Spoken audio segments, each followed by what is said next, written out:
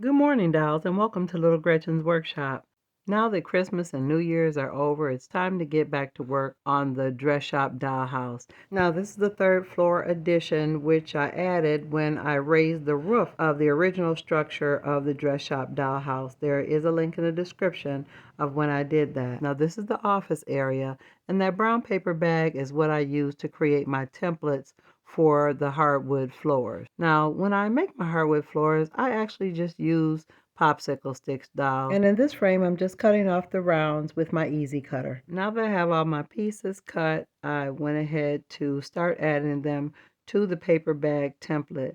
Now, I use the brown paper bag template because to me, it's a lot easier, more comfortable, and convenient to create my floors on the template at my craft table than to sit on my knees in front of the dollhouse. Now that all the pieces are down, I'm allowing each section to dry with the weights of the granite and the 1, 2, 3 blocks. Now here's my dry completed floor, and I really like the way it turned out. For my floors, I usually add wood putty to fill the gaps or spaces in between the planks, but for this floor, I felt comfortable with the way it looked as it is. Now I want you to take note that I did do 2 separate templates for the different rooms based on their size. So I did leave a little space between the 2 floor templates for my wall, which is going to help me as a guide as to where to put my partition to separate the rooms. Now I want you to take note of this area next to the baseboard. Normally I put the floors in and then add the baseboard, but I didn't do that in this instance, so I will have to make sure those lines along the wall are straight. Now that the floors are done, I'm going ahead to produce my beadboard. Now, the beadboard process or concept is very similar to making my templates for the floors. I do use the brown paper bag, but instead of using popsicle sticks for my beadboard, I do like to use birch wood coffee stir sticks. Now, they're pretty long, so I do cut off the rounds of them as well. Now, they are longer, thinner, and actually easier to cut, but I really like the contrast between the 2 different types of wood. It adds another layer of dimension and interest so that everything doesn't look same. Now this is the little piece that's going to go up against the wall next to the door. So I'm doing a separate piece for that, and then I'll do a longer piece for the remainder of the wall. Now after it's done and I got all the pieces on, I did weight it down to make sure everything dries nice, flat, and smooth. Now dolls, back to that floor, you can see I've added the flooring to that piece that's going to be the part that extends out to my staircase. Now dolls, you can see my beadboard is not perfectly even. A lot of the pieces are different lengths, but I will trim that off. But you can avoid that step altogether by measuring each piece perfectly before you add it on your template. Yeah, but that's not my style. Now if you notice, there's the basic cutout for my door, and there will be a separate video for when I complete the door. So stay tuned for that. Dolls, I'm really excited about how this room is shaping up. So let's go ahead and stain the floors.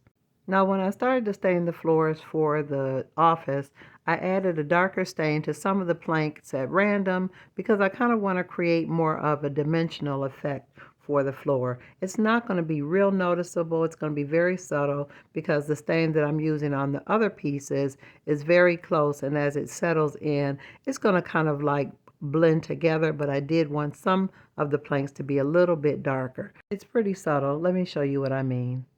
And here it is. Now, dolls, to me, the kind of dimensional look just adds or lends to the salvage look that maybe they got pieces of wood from different places, and some were light, some were dark. The scuffs, the scars, the glue marks, all of that to me add history and make it look like it's a house that's been renovated on a budget using salvaged parts.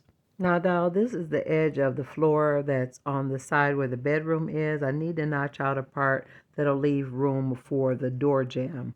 So I'm using my new ruler to carefully measure out where I need to cut. Now, dolls, if you have to do something like this, you're going to have to take your time. You're going to have to definitely go over it more than one time, even if you have a brand new blade, because although the popsicle sticks aren't thick, they're not thin either, and they take a little bit to get through those layers. And after I cut out the little notch for the door jamb, I did sand it smooth. Now in this next frame, I've added Gorilla Wood glue to the floor. Now I did spread the glue out evenly in an ample amount and laid down my template and weighted it down with my granite and the 1, 2, 3 blocks to dry overnight. Now if you notice on the bedroom side, there's the part where I closed up the staircase area on the bedroom side, and this is it from the hallway ceiling below. But that'll all be covered and hidden when I install the floor for the bedroom side. So let's see what's happening among the dolls. Christmas Day was a big day in the rooming house, and while the children were blissfully playing and oblivious as to what was going on among the adults, so much had occurred in such a short amount of time.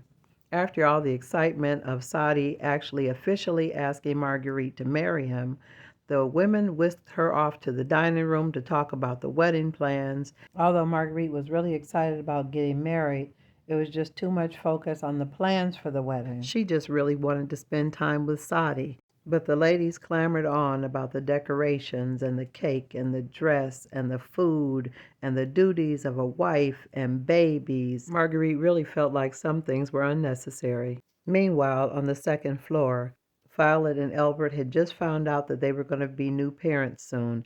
Violet was so happy to see how excited Albert was.